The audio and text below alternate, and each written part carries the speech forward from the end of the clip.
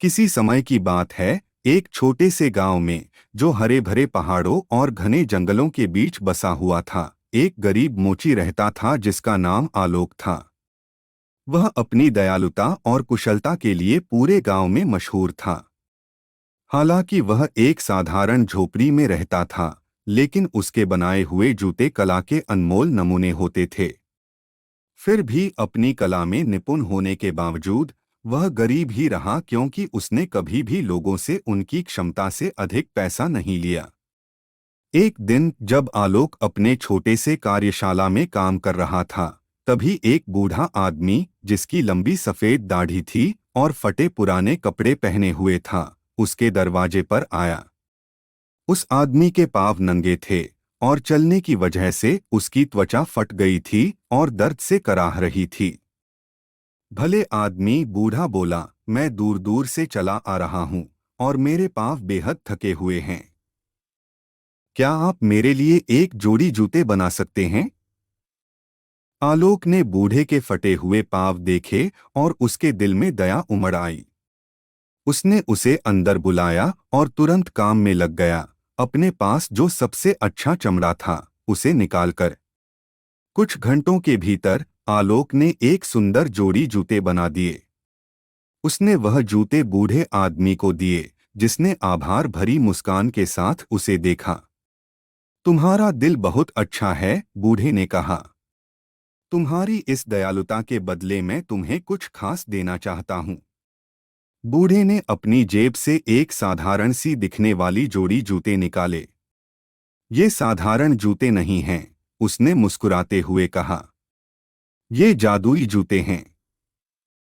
ये तुम्हें वहां ले जाएंगे जहां भी तुम जाना चाहो, चाहे वो जगह कितनी भी दूर या असंभव क्यों न हो।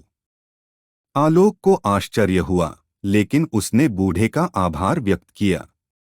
बूढ़े ने आलोक द्वारा बनाए गए नए जूते पहने और झोपड़ी से बाहर चला गया। जैसे ही उसने बाहर कदम रखा, वह अचानक गायब हो गया और आलोक हैरान रह गया। जादुई जूते की शक्ति के बारे में जानने की उत्सुकता से आलोक ने उन्हें पहनने का फैसला किया। उसने उन जूतों को पहना और एक दूरस्थ भूमि के बारे में सोचा, जिसे वह हमेशा से देखना चाहता था, एक ऐसी जगह जहां सुनहरे रेत और क्रिस्टल जैसी साफ पानी की लहरें हों। उसकी आंखों के सामने एक पल में वह खूबसूरत समुद्र तट पर खड़ा था, जहां सूरज ढल रहा था। आलोक को एहसास हुआ कि जादुई जूते वास्तव में जादुई हैं और वे उसे किसी भी स्थान पर ले जा सकते हैं, जहां उसका दिल चाहे। अगले कुछ दिनों में उसने उन जगहों की यात्रा की, जिनके बारे में उसने केवल कहानियों में सुना था। सबसे ऊंचे पहाड़, सबसे गहरे घाटियां और यहाँ तक कि जादुई भूमियों की यात्रा की, जो आश्चर्यों से भरी हुई थीं। लेकिन आलोक का दिल हमेशा उसके गांव में बसा रहता और जल्द ही वह अपने साधारण जीवन और उन लोगों को याद करने लगा, जिन्हें वह प्यार करता था।